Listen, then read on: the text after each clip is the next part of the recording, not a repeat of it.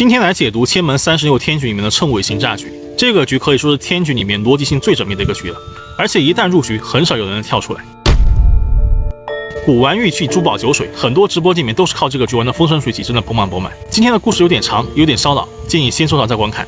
还是老规矩，先说故事再说案子。话说明朝的时候，有个古董商人，凭着自己祖上传下来的鉴宝能力，以倒卖古董为生。一日呢，一个老者带来3样东西，一幅画、一个瓷器和一块古玉，说是自己祖上传下来的。现在呢，家道中落，主宅卖给别人了，这3样东西没地方放，希望能在店里存几天，等重新有了落脚的地方嘛，就把东西取回去。当然了，这里放也不是白放，会给掌柜50两银子作为寄存费用，并且跟掌柜说啊，也请他帮忙卖一卖，毕竟自己还是很缺钱的。如果能卖出去啊，也愿意拿出一成收入作为感谢。古董商人也仔细看了看3件东西啊，以他这么多年的眼力啊，很快就发现3件东西都是假的。但是做这个行当呢，都是看穿不拆穿，并且老者寄存又有费用，这件事就没必要再提了。于是商人问老者，这3件东西你准卖多少钱呢？老者说啊，我这3件要卖就得一起卖，开价6000两银子。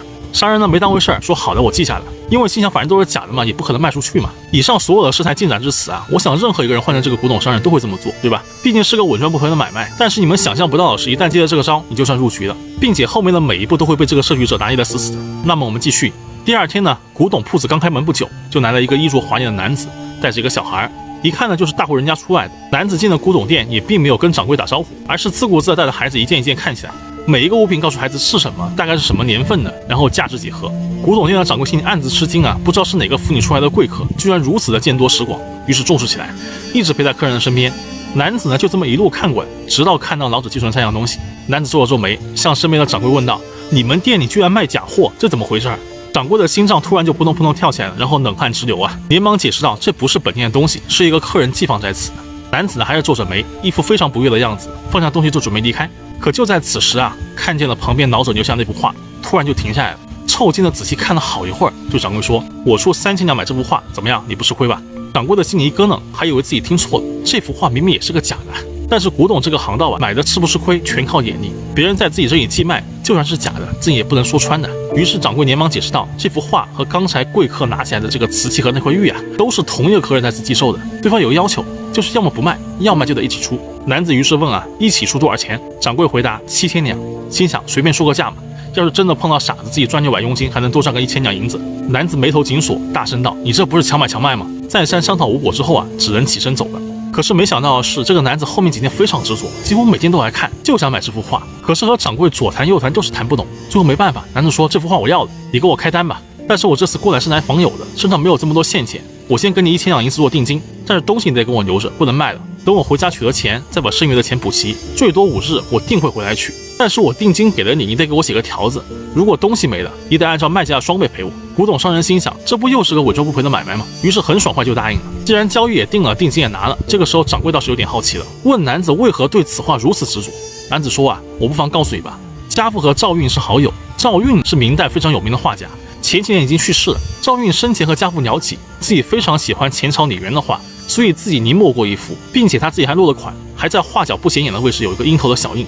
这画呢，原本是赵运自己一直在珍藏着，从来没有拿出来过示人，直到去世前才赠送给了自己的一位挚友。古董商人一听大惊，古董这个东西啊，最怕就是有故事，而且又是出自名家之手，光赵运的一幅画现在就要上万两，再加上有这么一个故事，又和李渊有关，李渊又是个寸土寸金的画家，那这幅画的价值岂不是要直接飞起？掌柜的心里暗暗惊叹，自己还是眼力不够啊。男子把故事说完，起身告辞，回去取钱了。掌柜当晚是一夜无眠，左看右看这幅画，被白天男子这么一说啊，还真的感觉确实很像赵运的画风和神韵，心想过2天一定要带着这幅画再去找一个专攻字画的朋友赏赏眼，自己也算是长见识了。第二天白天呢，一日无事，到了下午快打烊的时候，正准备关门，没想到寄存古董那个老者过来了，一过来就说啊，感谢掌柜，自己外地找了个住处，就想把画拿回去了。掌柜一听就懵了，他万万没想到这老者这么快就回来了，跟老者解释说啊，这东西我帮你卖出去了，对方定金都缴了，过2天就来取，到时候你直接过来，我把钱给你。老者呢死活不答应，说不行啊，当时说好的，如果我来取的时候卖不出去，我得把东西给取回去啊，做生意不能言而无信的，而且这东西都是祖传的，我当时不是迫于生计，我是万万不会卖的。现在难关也算是过去了，我肯定是要把东西取回来的。古董商人这么一听就懵了，情急之下说啊，老爷子要不这样吧，你当时说了6000两银子，提成我只拿你一半，我给你5700两，你把这东西给我如何？老者面露难色，直接说不行不行不行，说你不知道这东西对我们家的意义，我一定是要取回去的。古董商人因为知道此话的来历，又加上老子这么的坚持，心中是万分断定此话肯定有故事，而且东西被取走了，自己还要给那个男子赔双份的钱，也赔不起啊。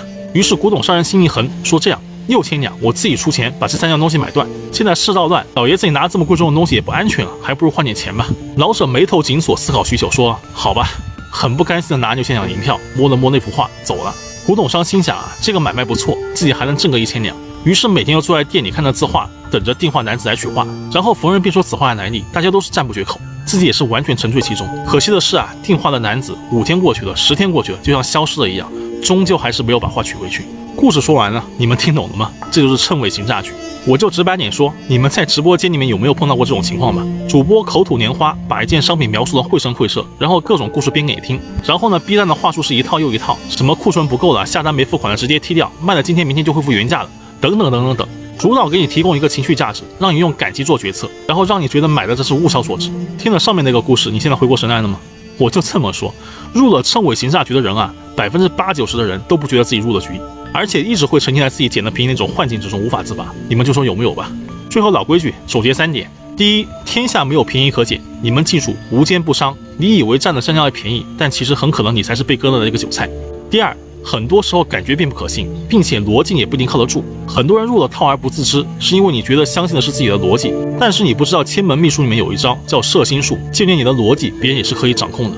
我前2天有讲过，大家可以出去翻一翻我之前的视频。第三，贪欲是所有罪恶的原罪，要想不被别人控制，要看清楚事物的本质，第一要义就是无欲。什么叫觉醒？什么叫开悟？其实说白了，就是你能完全客观的、毫无杂念的去看到一个事情。所谓见山见海见自己，见丘见河见众人。有人知道这句话的出处和意思吗？欢迎评论区里留言。今天就说这么多，关注九十九，带你看透人心，识别人性。